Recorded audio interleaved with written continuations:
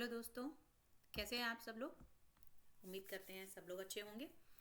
ठीक है, तो आज से शुरू करते हैं हम अपनी नया थ्योरम।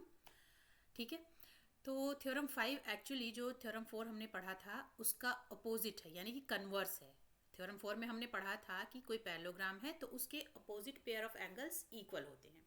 लेकिन यहाँ थ्योरम में क्या कह रहा है कि अगर कोई क्वाड्रिलेटरल है और उसके opposite pair of angles equal हैं तो वो एक पैरेललोग्राम होगा। तो ये हमें प्रूफ करना है। ठीक है, तो सबसे पहले हम थ्योरम को पढ़ते हैं एक बार और उसके बाद हम नोट डाउन करेंगे कि हमें क्या चीज़ गिवन है और क्या चीज़ हमें प्रूफ करनी है।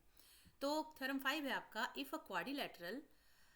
if in a quadrilateral each pair of opposite angles are equal then it is a parallelogram। जो बात मैंने आपको बताई कि अगर किसी भी क्वाड्रिलेटरल में पेयर ऑफ एंगल्स जो है वो इक्वल हैं, opposite pair of angle equal हैं, तो वो एक पैरेललोग्राम होगा। ये हमें प्रूफ करना है। तो हमें क्या गिवन है, हम नाम दे देते हैं एज यूजुअल हमेशा की तरह ए बी सी और डी। ठीक है, तो हमारे पास क्या है actually, angle A is equal to angle C और दूसरी चीज़ जो हमें गिवन है वो है angle B is equal to angle D.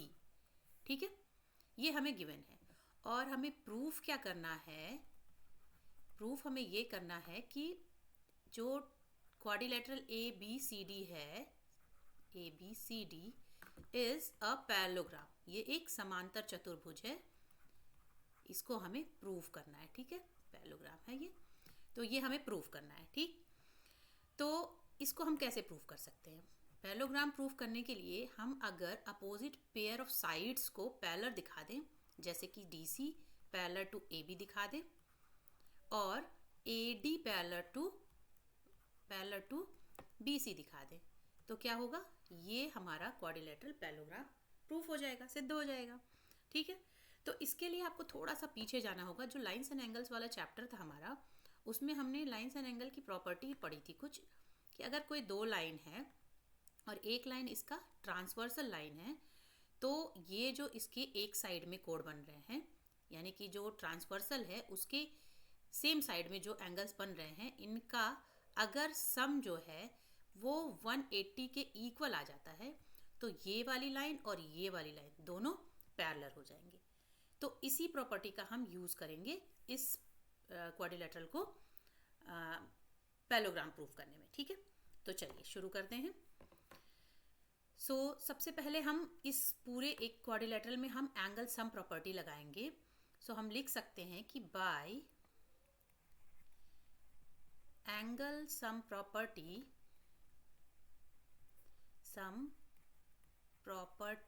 Of quadrilateral, क्या लिख सकते हैं हम एंगल सम प्रॉपर्टी के हिसाब से, चारों जो कोण हैं, चारों जो एंगल्स हैं, उनका सम कितना होता है, सभी को मालूम है। ये बहुत इजी है और मैंने अपने स्टार्टिंग के इस चैप्टर में इंट्रोडक्टरी पार्ट में मैंने प्रूफ करके भी दिखाया हुआ है। अगर आपको देखना है तो आप वो वीडियो आप देख सकते हैं। ठीक है, तो ये जो चार एंगल हैं ये होते हैं 360 डिग्री के इक्वल।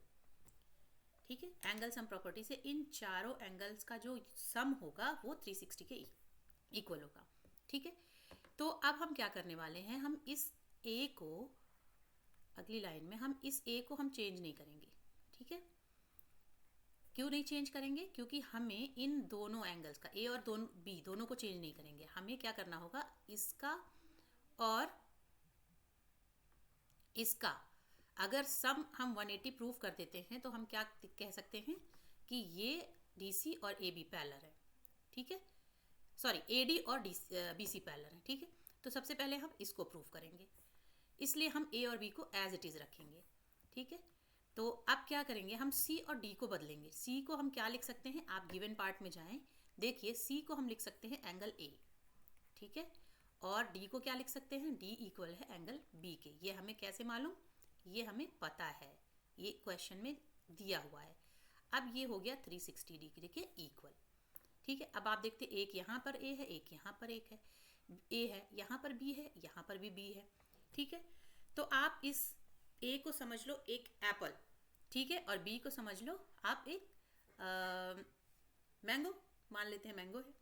तो एक मैंगो यहाँ पर, एक एप्पल यहाँ पर है, एक एप्पल यहाँ पर है, ठीक है। तो ये मिलके हो गए 2 एप्पल, ठीक है। और इसी तरह से एक मैंगो यहाँ पर है, एक मैंगो यहाँ पर, मिलाकर हो गए 2 मैंगो, ठीक है। तो हमने क्या लिख लिया, 2 एप्पल और 2 mango is equal to 360 degree, ठीक है।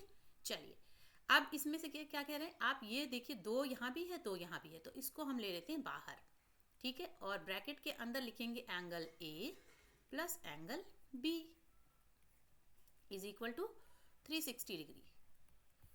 और उसके बाद यहाँ से हमने क्या पाया, a plus B is equal to 360 degree divide by 2। ये 2 क्योंकि इधर मल्टीप्लिकेशन में था, जब हमने इसको दूसरी साइड ट्रांसपोज किया तो ये यहाँ डिवीजन में आ जाएगा, जस्ट उल्टा हो जाता है, ठीक है। ये सारे बेसिक रूल हैं जो आप 6th 7th 8th में पढ़ चुके हैं, ठीक है। तो यहाँ से आपने देखा, इसको हम जब डिवाइड करेंगे तो ये 180 डिग्री के इक्वल हो जाएगा, ठीक है। तो हमने यहाँ पे प्रूव कर लिया angle A plus angle B is equal to 180 degree, और इसको मान लेते हैं हम इक्वेशन नंबर 1, ठीक है। इतनी बात आपको क्लियर हो गई, और यही हमें प्रूव करना था, ये हमारा रिजल्ट 1 है, ठीक है। रिजल्ट 1 हमने प्रूव कर दिया, A plus B is equal to 180 degree, ठीक है। तो हमने क्या प्रूव किया, ए और प्लस बी ये दोनों 180 डिग्री के हो गए इक्वल। तो यहाँ से हमने क्या क्या कंक्लूजन हम निकाल सकते हैं कि ये जो डी ए है और ये जो बी सी है, ये क्या हो गया प्रूफ, ए डी और बी सी ये क्या प्रूफ हो गए, यहाँ पर ये पैरेलल प्रूफ हो गए। तो हमने एक पार्ट अपना कंप्लीट कर लिया यहाँ से, ठीक है। अब सेम चीज़ हम करेंगे अपने दूसरे पार्ट को प्रूफ करने के लिए, ठीक है। उस समय हम कौन से एंगल को लेंगे, हम एंगल को लेंगे बी और सी को, ठीक है। बी और सी एंगल को लेकर के हम यही सेम पार्ट प्रूव करेंगे, सेम प्रोसेस से प्रूव करेंगे, ठीक है। तो चलिए हम पहले इसको इरेज कर देते हैं, फिर हम सेम चीज़ प्रूव करेंगे एंगल बी और सी के साथ, ठीक है। ये बिल्कुल बेसिक मैथ्स है, आप हर एक चैप्टर एक दूसरे से रिलेटेड होता है, इसलिए आप अगर उसको पढ़ेंगे ध्यान से, सारे थ्योरम क्वाड्रिलेटरल के बहुत ईजी हैं, आप उनको बहुत आसानी से समझ सकते हैं, ठीक है। तो ये तो हमारा पहला रिजल्ट, हम इसको रखते हैं अपने साथ, ठीक है। अब हम दूसरे रिजल्ट को प्रूव करते हैं। फिर से हम एंगल सम प्रॉपर्टी की वजह से क्या लिख सकते हैं, एंगल सम प्रॉपर्टी की वजह से हम लिखेंगे angle A plus angle B plus angle C plus angle D is equal to 360 degree, ठीक है। अब हमें कौन से एंगल को रखना है, हमें एंगल बी और सी को नहीं चेंज करना है, ठीक है। अब इसकी जगह पर हम क्या करेंगे, एंगल ए की जगह पर हम लिख देंगे, पहले हम एंगल बी और सी को एज इट इज़ उतार लेंगे, क्योंकि इसे हमें बदलना नहीं है, ठीक है। अब डी की जगह पर हम लिख देंगे एंगल बी, और इस ए एंगल की जगह पर लिख देंगे एंगल सी, ठीक है। अब क्या हो जाएगा, यहाँ पर ये 0 बना लेते हैं, ये हो जाएगा 360 डिग्री के इक्वल। अब twice of angle B twice of angle C is equal to हो जाएगा 360 डिग्री, ठीक है। और ट्वाइस यानी 2 को हम बाहर ले लेते हैं, बी और C is equal to 360 degree. और फिर से हम क्या लिख लेते हैं, angle B plus angle C is equal to 360 divided by 2, and 2 से हम करेंगे इसे डिवाइड, और उसके बाद हमें क्या मिल जाएगा, angle B plus angle C is equal to angle B plus angle C is equal to 180 degree. और ये रहा हमारा दूसरा रिजल्ट।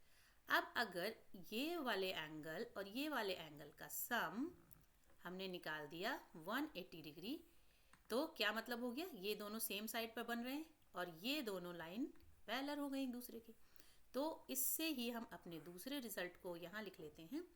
दूसरा रिजल्ट हम यहाँ लिखते हैं, कैसे प्रूव कर दिया हमने कि बी और सी 180 डिग्री के इक्वल हैं, तो यहाँ से हम लिख सकते हैं कि ए बी और डी सी साइड एक दूसरे के पैरेलल है। ये हमारा रहा दूसरा रिजल्ट। अब आप स्टार्टिंग में जाइए, हमारे पास हमने यहाँ पे लिखा था, ये एक्चुअली इरेज हो गया शायद, ये A D parallel to B C होगा। ये दोनों ही रिजल्ट हमने प्रूव कर दिए। इस दोनों रिजल्ट को प्रूव करते ही हमारा थ्योरम हो गया प्रूफ। और हम कह सकते हैं कि क्योंकि इस गिवन क्वाड्रिलेटरल के दो साइड पैरेलल हैं तो ये एक पैरेललोग्राम है। बस इतनी सी बात है। आज के वीडियो में बस इतना। मिलते हैं अगले वीडियो में। बाय।